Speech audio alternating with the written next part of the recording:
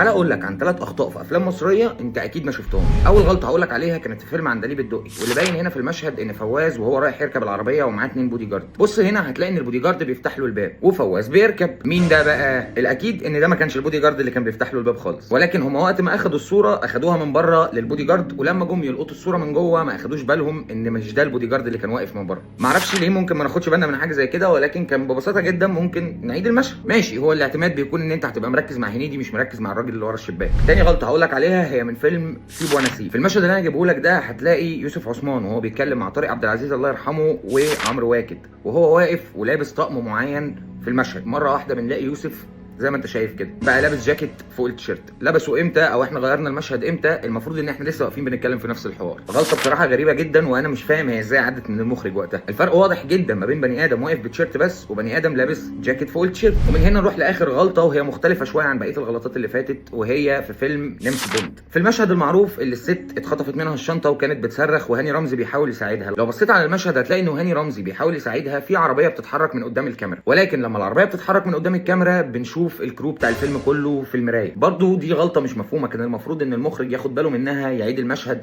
او الكاميرا مان كان عالي بالكاميرا شويه او نزل بيها لتحت شويه، يعني في ليها 100,000 علاج، ولكن ما اعرفش يمكن ما خدوش بالهم منها فطلعت لنا في الفيلم زي ما انت شايف كده. وبكده ابقى انا قلت لك على الاخطاء بتاعت الافلام دي. ما تنساش لو الحلقه عجبتك لايك وفولو وابعت الفيديو لاصحابك. لو انت شفت اخطاء تانية في الافلام سيبها لي تحت في الكومنتات وهنتكلم عنها في الحلقات اللي جايه. ولو بتحب الحلقات الطويله وفلوجات للسينما ومراجعه الافلام هسيب لك لينك اليوتيوب في البايو، تابعني هناك عشان بننزل حلقات مختلفه خالص عن اللي بتنزل هنا. اشوفك الحلقه اللي جايه، سلام.